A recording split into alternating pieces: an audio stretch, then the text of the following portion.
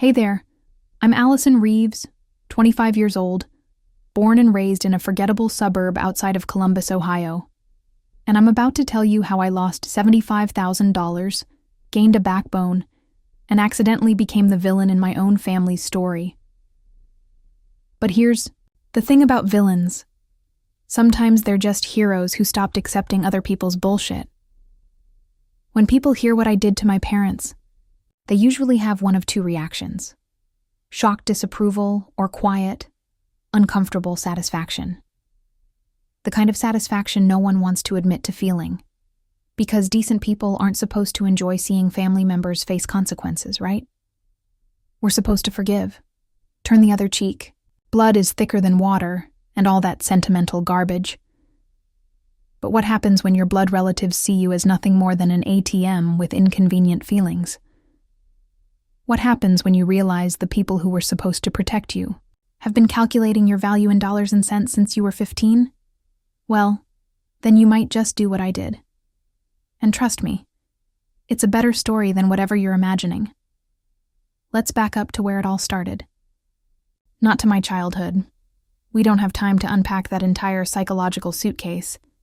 But to the day I made the worst financial decision of my life. It was a Tuesday in April, unseasonably warm. I'd just finished my shift at Merton Publishing, where I'd clawed my way up from office assistant to junior marketing coordinator through a combination of 60-hour work weeks, night classes, and the kind of relentless determination that comes from knowing you have exactly zero safety nets if you fail. I was sitting in my one-bedroom apartment, nothing fancy, but it was mine, staring at my laptop screen and the number that had taken me 10 years to build, 75,428.16. 10 years of double shifts at diners and coffee shops, of birthday money squirreled away while my friends bought new phones, of selling plasma twice a month during college, of saying no to vacations, to nights out, to anything that wasn't absolutely necessary, all so I could apply to Columbia's MBA program without drowning in debt. The application was open in another tab, nearly complete, just waiting for me to click submit and change the trajectory of my life. That's when my phone rang. Mom. The funny thing about hope is how persistent it can be. Even after years of disappointment, some small, stubborn part of me still lit up when I saw her name on my screen. Maybe this time she was calling to ask about my day. Maybe this time she actually wanted to know about my promotion, or the article I'd published, or literally anything about my life that didn't involve what I could do for her. Allison. Her voice had that breathless quality it gets when she's upset. Thank God you answered. It's your grandmother. And just like that, my carefully constructed plans began to crumble. Looking back, I should have seen the signs, the convenient timing, the vague medical terminology, the way Dad got on the line to stress how emergency procedures aren't covered by Medicare and how they wouldn't ask if it wasn't serious.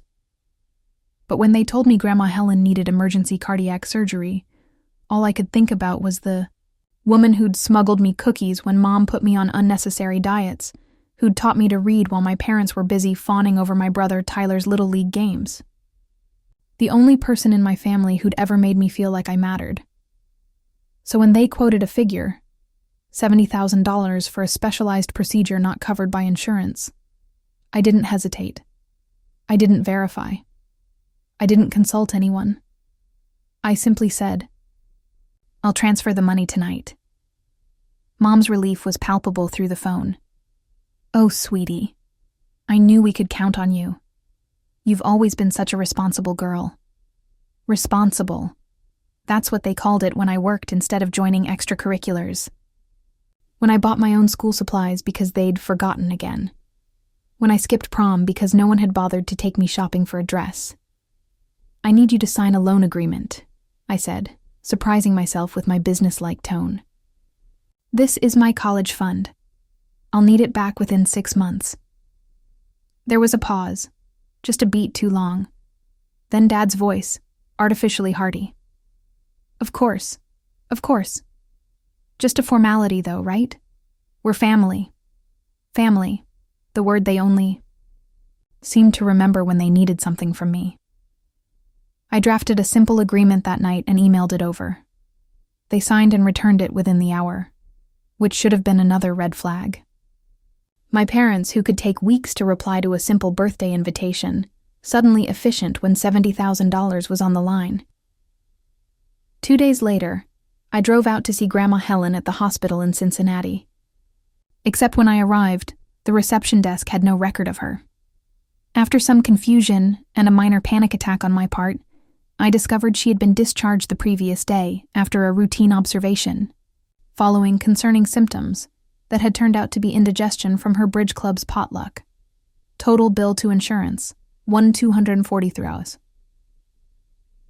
I sat in my car in the hospital parking lot for nearly an hour, trying to make the math work, trying to find an explanation that wasn't the obvious one. When I finally called my father, his voice had that defensive edge I recognized from childhood, the tone he used when caught in a lie. "We were going to tell you," he said. "But with the specialist's good news, we thought we'd surprise you. Your mother's booking a family cruise to celebrate. You're invited, of course. A cruise, with my money." "What about Colombia?" I asked, my voice sounding distant and hollow to my own ears. "Oh, honey." His tone shifted to the condescending one he reserved for what he considered my unrealistic ambitions. "Let's be practical. People like us don't go to Colombia. Besides, you've got a perfectly good job already. People like us." As if I hadn't spent my entire life trying to be something different. As if I hadn't saved for a decade to escape exactly that limitation. "I need the money back," I said. "Now." "Well, that's going to be difficult," he replied, dropping all pretense of warmth. "We've made some commitments. The cruise is non-refundable. And we've put a down payment on a new car. Market investments, you understand. We'll pay you back eventually. Of course. Eventually." The word hung in the air like a bad joke. That night, I drove to my grandmother's house, the same small bungalow she'd lived in since my grandfather died 15 years ago. When she opened the door, her face registered genuine shock at seeing me. "Allison, what a lovely surprise. Come in, come in." Her living room was exactly as I remembered. Doilies on the armrests, photos of grandchildren, mostly Tyler's kids, on every surface, the faint smell of potpourri and peppermints. She moved without difficulty, no sign of the near-death experience my parents had described. "Grandma," I said carefully after she'd settled me with tea and cookies. "How are you feeling? After the hospital, I mean." She waved a dismissive hand. "Oh, that nonsense. You know your mother. Always making mountains out of molehills. It was just heartburn. But Nancy from Bridge called your mom when I felt dizzy, and next thing I know, I'm in the ER having tests run. Complete waste of everyone's time." My stomach tightened. Did they tell you they needed money for a special procedure? That insurance wouldn't cover it? Her brow furrowed. "Money? Heavens, no. Medicare covered everything. Why would they need—" She stopped, something shifting in her expression. "Allison, what's going on?" So I told her. About the frantic call, about the money, about the cruise and the car and market investments. Grandma Helen had always been mild-mannered, the peacekeeper in family disputes, the one who urged understanding and forgiveness. But as I spoke, I watched something harden in her face, a transformation so complete, it was almost frightening. Those selfish, manipulative... She cut herself off, visibly struggling to contain her anger. "Allison, listen to me. Your father has been like this since he was a boy. Taking, always taking. I love my son, but this isn't the first time he's used me or my health as an excuse for money." She reached for her purse, hands shaking slightly. "I don't have much, but I keep an emergency fund. I want you to have it. For school." I stopped her. "No, Grandma. I'm not taking your money." "Then what will you do?" I wish I could say I had a plan then, that I immediately knew how to reclaim what was mine and hold my parents accountable. But the truth is, I left my grandmother's house that night feeling more lost than I had since I was a child, watching my parents attend Tyler's football games, while I stayed home alone. For weeks, I called my parents daily, each conversation more frustrating than the last. They had excuses, promises, occasional angry outbursts when I pushed too hard. The money was tied up. The market was down. They'd pay me back double next month. Did I really want to create family drama over something so trivial? Meanwhile, social media told its own story. Mom on the Lido deck, fruity drink in hand. Dad posing beside a shiny black BMW X6 with a red bow on top. Tyler and his wife and kids joining them for a weekend at a lakeside resort.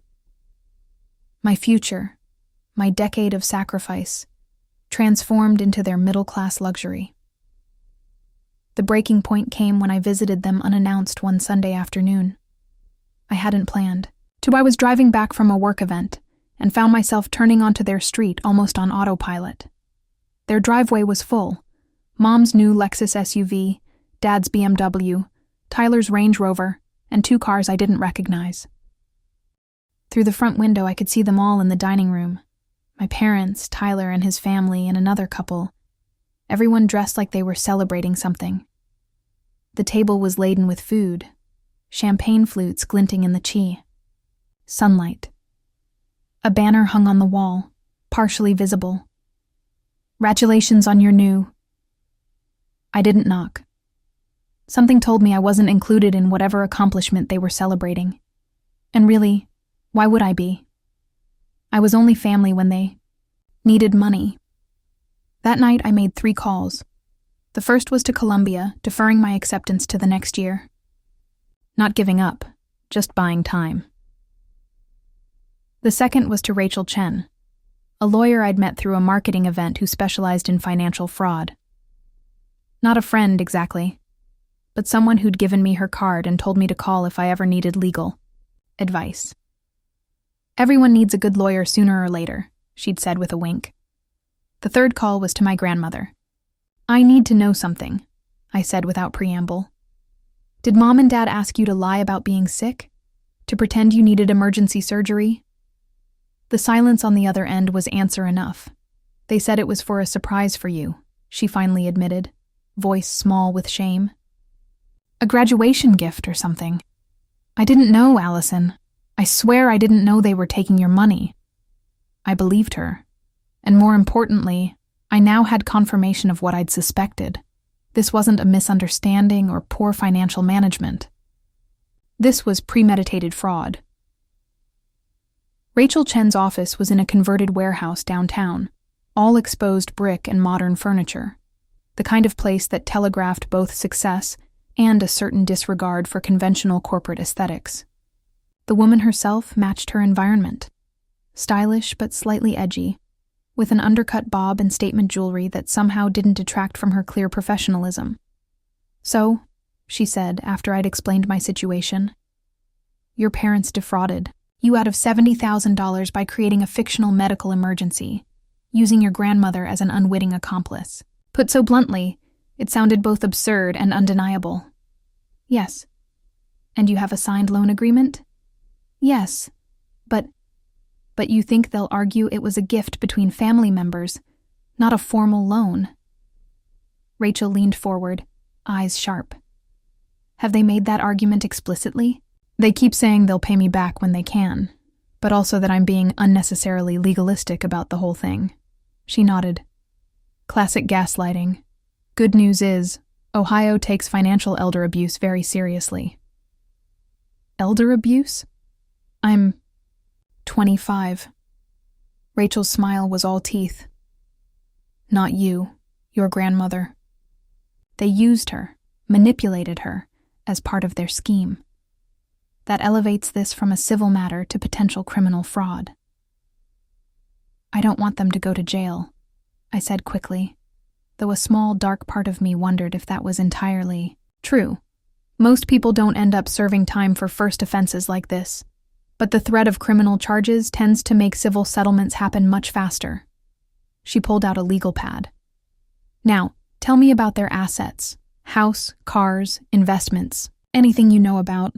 For the next hour, I laid out everything I knew about my parents' finances. The house they'd bought when I was 10, now worth at least triple what they'd paid. The retirement accounts my father was always bragging about. The vacation timeshare in Florida. The new cars. As I spoke, Rachel took notes, occasionally asking clarifying questions. When I finished, she tapped her pen against the pad thoughtfully. Here's what I think we should do. First, we formally demand repayment via certified letter. When they inevitably refuse or ignore it, we file a civil suit. Simultaneously, we report the elder abuse aspect to Adult Protective Services, which will trigger an investigation. That seems aggressive, I said, feeling a flutter of anxiety. Rachel's expression softened slightly. Allison, I deal with family financial disputes all the time. From what you've told me, your parents have a pattern of exploiting you financially and emotionally. People like that don't respond to gentle requests. They respond to consequences. I left her office with a battle plan and a strange mix of emotions. Determination, fear, vindication, and a persistent, nagging guilt. Was I really going to sue my own parents? Potentially get them investigated for fraud. But as I drove home, another thought surfaced.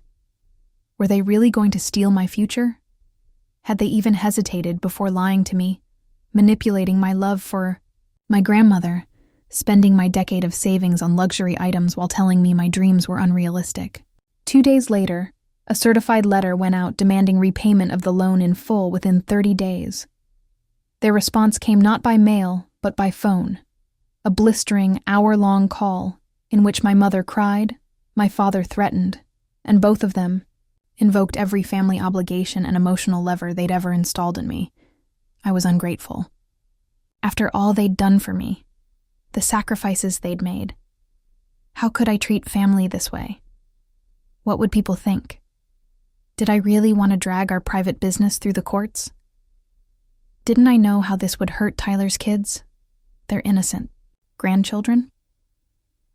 I listened until they ran out of steam, then said simply, "Return the money, or I'll see you in court." The lawsuit was filed the day after the deadline passed. The formal complaint detailed not only the fraudulent loan, but the pattern of financial exploitation throughout my life, the college fund that mysteriously vanished, the checks from relatives that never reached me, the systematic prioritization of my brother's wants over my needs. Rachel had advised me to prepare for ugly tactics. "They'll try to paint you as the villain," she warned. "They'll twist everything to make themselves look like victims. Don't engage except through me." She was right. Within days, my phone was flooded with messages from extended family members and old family friends, all expressing shock and disappointment at my actions. Tyler left a scathing voicemail about how I was destroying our parents' retirement over a misunderstanding. Even some of my own friends seemed uncomfortable with the idea of suing family, regardless of the circumstances. The most painful call came from my grandmother. "Allison," she began, her voice tired and sad. "Your parents say you're suing them, that you've accused them of elder abuse. They used you, Grandma, made you complicit in stealing from me." A heavy sigh. "I know, and I'm so angry with them for that. But criminal charges? Couldn't you just work out a payment plan or something?" The pressure to back down was immense, coming from all sides. For a moment, just a moment, I wavered. Maybe I was overreacting. Maybe this was too harsh. Then I remembered the cruise photos, the BMW, the celebration I wasn't invited to, and underneath it all, the decade of working myself to exhaustion for a dream they'd tried to steal without a second thought. "I tried that, Grandma. They made it clear they have no intention of paying me back." The discovery phase of the lawsuit was brutal, but revealing. Financial records forced into the open showed that my parents had not only spent my money on a cruise and new cars, but had also paid off substantial credit card debt and made a large donation to my brother's children's private school building fund, effectively buying their grandchildren's admission to an exclusive academy. More damning were the text messages between my parents, obtained through the court process. Messages discussing how they would handle me if I became difficult about repayment. Messages joking about using my grandmother as a sympathy card. Messages dismissing my dreams as delusions of grandeur. Perhaps most revealing was a text from my father to my mother, sent the night after I had transferred the money. "See? Told you she'd fall for it. Always trying to prove she matters. Too easy." When Rachel showed me that particular message, I felt something shift inside me. Not heartbreak, exactly, but the final death of an illusion I'd been clinging to. The hope that somewhere, beneath all their neglect and manipulation, my parents actually loved me. That they saw me as a daughter rather than a resource. They didn't. They never had. And that clarity, painful as it was, gave me the strength to see this through to the end. The case never made it to trial. 2 days before our court date, Rachel called with news. "They want to settle," she said, a note of satisfaction in her voice. "Full repayment plus interest, plus our legal fees." I should have felt triumphant. Instead, I just felt tired. How? They've been claiming they don't have that kind of money available. Apparently, they're putting their house on the market. Their lawyer hinted that they'd rather sell on their own terms than have the court force a sale to satisfy the judgment. Their house. The 4-bedroom colonial where I'd grown up, always feeling like an afterthought in my own home, where my brother's trophies had filled the living room, while my academic achievements were lucky to make it to the refrigerator door. Where I'd learned to make myself small and undemanding, because every need I expressed was met with sighs and calculations about what would have to be sacrificed. "Tell them I agree," I said. "But I want one more thing." "What's that?" "I want them to admit what they did. In writing. No vague apologies or misunderstandings. I want them to acknowledge that they deliberately defrauded me and used my grandmother to do it. It was a demand born not of vindictiveness, but of a desperate need for reality to be acknowledged, for the gaslighting to end, for my experience to be validated just once." Rachel was silent for a moment. That's not a standard component of a settlement. Agreement. It's non-negotiable. 2 more days of legal back and forth followed. My parents' lawyer argued that such an admission could have implications beyond our civil case. Rachel countered that without it, we'd proceed to trial, where all the text messages and financial records would become public record, something my image-conscious parents desperately wanted to avoid. In the end, they capitulated. The settlement agreement included not only full financial restitution, but a signed statement acknowledging the fraud, the manipulation of my grandmother, and the deliberate attempt to deprive me of educational opportunities. The house sold quickly. The housing market in their neighborhood was hot, and they'd built up substantial equity over the years. Within a month, I had my money back, plus interest and legal fees. My Columbia acceptance was reactivated for the fall semester. On paper, everything was as it should be. But family relationships aren't legal contracts. They can't be restored, with signatures and bank transfers. My parents moved into my grandmother's house, temporarily, an arrangement I learned about not from them, but from a cousin's social media post, expressing admiration for how they were bouncing back from financial hardship. The narrative they'd constructed portrayed them as victims of a heartless daughter who had forced them from their home over a misunderstanding about a loan. It was predictable, but it still stung. The last time I saw them was the day they handed over the certified check at Rachel's office. My mother couldn't look at me. My father's face was a mask of cold fury. Neither spoke beyond what was legally required, and I didn't push for more. What was there to say? No apology could undo decades of calculated neglect. No explanation could justify what they'd tried to take from me. As I walked out of that office, check in hand, I felt neither triumph nor closure, just a hollow recognition that some relationships can't be saved. Sometimes the price of self-respect is walking away from people who have shown you repeatedly and deliberately, that they don't have your best interests at heart. Even when those people are your parents. Especially when they're your parents. 3 months later, I moved to New York to begin my MBA program at Columbia. My grandmother came to help me settle into my apartment, a gesture that meant more to me than she could know. We didn't talk much about my parents, but she did say one thing I'll never forget. I enabled them, she said as we arranged. Books on my new shelves. All those years, making excuses for how they treated you, telling you to be understanding, to be the bigger person. I was wrong, Allison. Sometimes the most loving thing you can do is hold people accountable.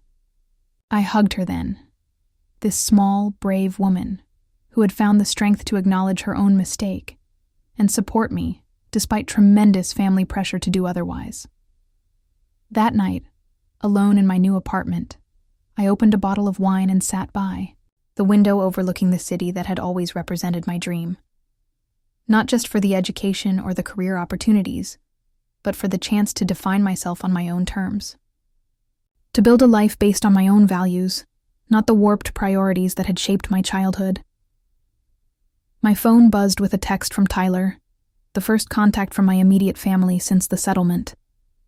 I expected more recriminations, more guilt, trips. Instead, it was just 3 words. You were right. I didn't respond. Maybe someday we'd find a way to have a relationship as adults, one not poisoned by our parents' toxic favoritism. Maybe not. Either way, I was done organizing my life around other people's approval. As I sipped my wine and watched the lights of New York flicker like stars brought down to earth, I felt something unexpected. Not regret or loneliness, but a profound sense of peace. The kind that comes from finally living in alignment with your own truth, no matter how difficult or unpopular that truth might be. Some people might call what I did ruthless, unforgiving, even cruel. And perhaps there's some truth to that. But when people show you who they are, when they calculate the value of your future and decide it's worth less than their momentary comfort, believing them is not an act of cruelty. It's an act of self-preservation. I didn't lose my family when I took legal action against my parents. I lost them years ago, in 1,000 small moments when they chose themselves over me, when they turned what should have been unconditional love into a transactional relationship that benefited only them. All I did was finally acknowledge that loss. And in doing so, I found something more valuable than family approval. The freedom to build a life worthy of the girl who worked double shifts and saved her lunch money and never stopped believing she deserved more. That girl was right all along. And now she's finally getting her chance to prove it. So here's my advice, for whatever it's worth. Keep your receipts. Trust your instincts.